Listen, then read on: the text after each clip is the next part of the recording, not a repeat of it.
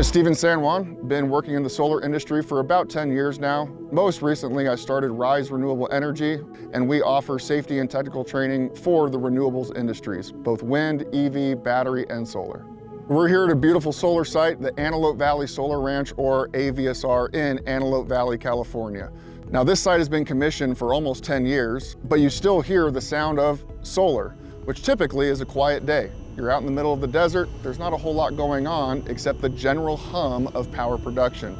As we like to call it in the industry, the sound of money. IV curve tracing is a measurement of a PV array, either an individual module or a larger string or series of strings.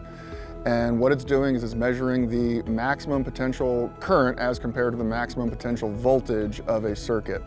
And it produces a curve when you measure all this stuff out and gives you the health of the PV array.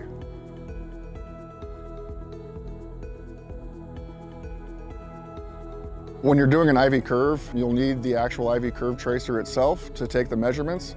And what that's doing is it's varying the resistance of the circuit to balance out the maximum potential current of the circuit as well as the maximum potential voltage of the circuit. When doing it, you'll also have to have the environmental data.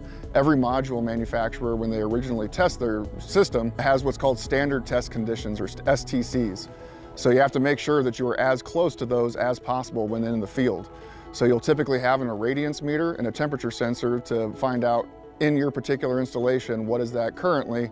And the IV curve tracer can then calculate out, based on that information, what power you should be getting out of it.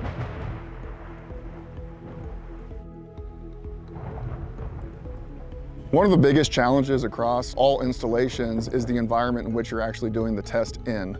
So weather is very rarely cooperative. Even in an environment like this in Antelope Valley, California, clouds come out of nowhere, the temperature doesn't quite work right, the soiling of the module isn't exactly what it's supposed to be.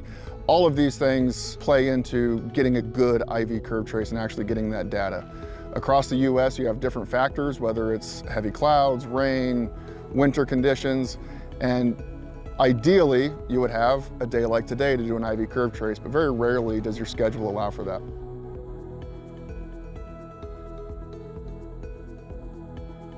Typically, you do an IV curve trace for troubleshooting purposes. I want to know how my site is currently operating. Is it being efficient? So soiling and shading are the biggest hazards when it comes to good power production of a module, and it's not always easily identifiable. Depending on the module type, whether it's a specific manufacturer or a specific type, different kinds of soiling over time, whether it's through wildlife or just dust, causes issues. And so finding that degradation over time is really important. Also, if you have a damaged module, whether it's a hot cell or a dead cell, you can find those kinds of faults within the system. More recently, in the last couple of years, a lot of owners are starting to find degradation over time. Initially, 10 years ago, 2% every year was kind of the common thought, where all modules would just have a slight 2% degradation year over year. Through annual IV curve tracing, they're finding it's about 4 to 5%, and maybe with some manufacturers even higher.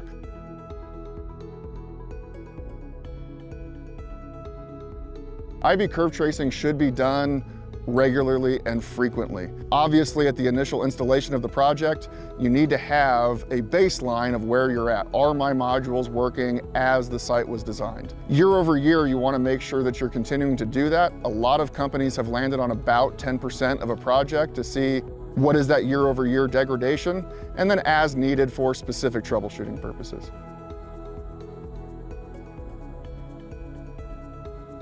Environmental factors have a huge impact on how you can do your IV curve.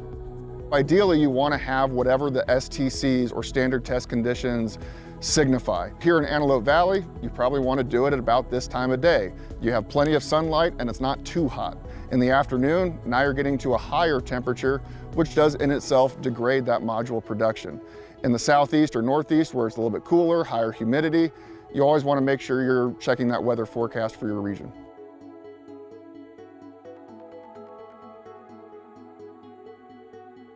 When performing an IV curve trace, just like with any electrical test, you have to understand the rating of the system that you're in front of, what the voltage and the current potential is. This relates to your arc flash and shock danger.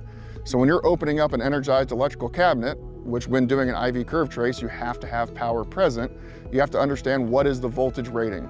Most solar installations are either 600 volts DC, 1000 volts DC, or 1500 volts DC. Understanding that and making sure that you have the appropriate tool for the job will ensure that there's no technician inserted arc fault. In addition to that, you have to wear the appropriate PPE.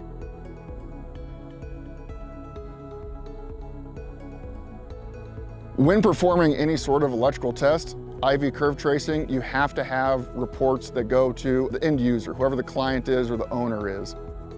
Depending on what the purpose of the trace is going to change in what type of reporting. So if I'm going to a job site troubleshooting a string or a module, typically it's going to be whatever the failure was found and whatever corrective actions were done. So I can say, I found 3 bad modules due to dead cells. We replaced those 3 modules. Here's the part numbers. If I'm doing a year-over-year degradation test, finding out what is the general health of my PV array, I might say, based on last year's checks, I am now seeing a 4, 5, 6, 10% degradation and what corrective actions need to be done. Depending on that application, if I'm an owner, it could just be simple, hey, I'm now going to contact this company to come and repair these things, and whatever reports are required with that action. If I am an independent service provider that's coming in and doing it, I would then, of course, list out what was found and what recommendations would be from there.